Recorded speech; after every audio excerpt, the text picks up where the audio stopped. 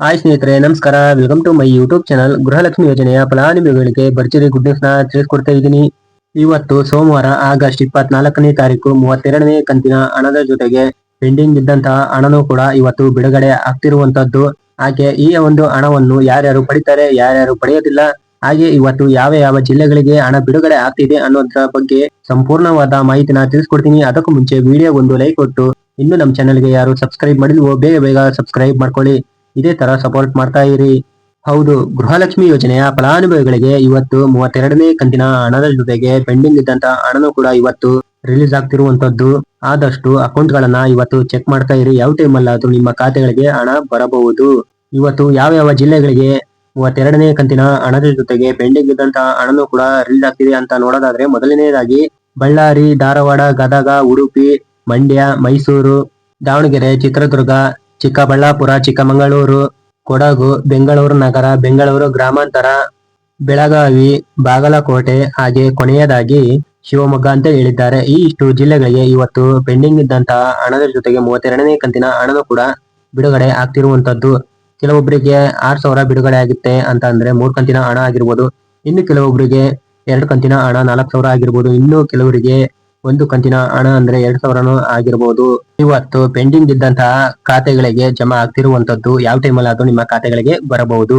ಆದಷ್ಟು account status ಅನ್ನು ಕೂಡ ಚೆಕ್ ಮಾಡ್ತಾ ಇರಿ. ಗೃಹಲಕ್ಷ್ಮಿ 33ನೇ ಕಂತಿನ ಹಣ ಬಿಡುಗಡೆ ಆಗೋದಕ್ಕೂ ಮುಂಚೆನೆ ಪ್ರತಿಯೊಬ್ಬ ಗೃಹಲಕ್ಷ್ಮಿ ಫಲಾನುಭವಿಗಳು ತಿಳ್ಕೊಳ್ಬೇಕಾದ ಇಂಪಾರ್ಟೆಂಟ್ ಮಾಹಿತಿ ನಿಮಗೆಲ್ಲರಿಗೂ ಗೊತ್ತಿರಬಹುದು. ಇಲ್ಲಿವರೆಗೂ ಗೃಹಲಕ್ಷ್ಮಿಯ ಹಣ ಯಾವ ರೀತಿ ಖಾತೆಗೆ ಜಮಾ ಆಗ್ತಾ ಇದೆ ಅಂತ ಫಲಾನುಭವಿಗಳು ತಿಳ್ಕೊಳ್ಬೇಕಾಗುತ್ತೆ. ಈ ಒಂದು ಯೋಜನೆ ಅಡಿಯಲ್ಲಿ ಇರುವಂತಹ ಬಾಕಿ ಉಳಿದಂತಹ ಕಂತುಗಳು ಎಷ್ಟು ಗೊತ್ತಾ? ಇಲ್ಲಿವರೆಗೂ 3 ಕಂತುಗಳು ಬಾಕಿ ಇದಾವೆ. ಅಂದ್ರೆ 3 ಕಂತಿನ ಹಣ ಪೆಂಡಿಂಗ್ ಆಗೇ ಇದೆ. ಅಂದ್ರೆ 2025ರ ಫೆಬ್ರವರಿ ಮತ್ತು ಮಾರ್ಚ್ ತಿಂಗಳ ಹಣ ಹಾಗೂ ಇದೇ ವರ್ಷದ ಅಂದರೆ 2026ರ ಮಾರ್ಚ್ ತಿಂಗಳ ಹಣನೂ ಕೂಡ ಬಾಕಿ ಇರುವಂತದ್ದು. ಈ ಒಂದು ಹಣವನ್ನು ಸರ್ಕಾರ ಯಾವಾಗ ಜಮಾ ಮಾಡುತ್ತೆ ಅಂತ ಸರ್ಕಾರವೇ ಹೇಳಬೇಕಾಗುತ್ತೆ. ಇನ್ನು ಗೃಹಲಕ್ಷ್ಮಿ ಯೋಜನೆಯ ಫಲಾನುಭವಿಗಳಿಗೆ 33ನೇ ಕಂತಿನ ಹಣ ಜಮಾ ಆಗ್ತಿರುವಂತಹ ಹಂತಕ್ಕೆ ಅಂದರೆ ಪ್ರೊಸೆಸಿಂಗ್ಗೆ ಬಂದಿರೋದ್ರಿಂದ ಇನ್ನು ಎಷ್ಟು ದಿನ ಬೇಕಾಗುತ್ತದೆ ಅಂತ ಕಾದು ನೋಡಬೇಕು. ಇನ್ನು 33ನೇ ಕಂತಿನ ಹಣ ಆಗಸ್ಟ್ ತಿಂಗಳ ಕೊನೆಯ ವಾರದಲ್ಲಿ ಬರಬಹುದು ಅಥವಾ ಸೆಪ್ಟೆಂಬರ್ ತಿಂಗಳ ಮೊದಲ ವಾರದಲ್ಲೇ ಬಿಡುಗಡೆ ಆಗುವ ಸಾಧ್ಯತೆ ಹೆಚ್ಚಾಗಿರುತ್ತೆ. ಇನ್ನು ಇವತ್ತು 32ನೇ ಕಂತಿನ ಹಣದ ಜೊತೆಗೆ ಪೆಂಡಿಂಗ್ ಇದ್ದಂತಹ ಹಣನೂ ಕೂಡ ಇವತ್ತು ಬಿಡುಗಡೆ ಆಗ್ತಿರುವಂತದ್ದು.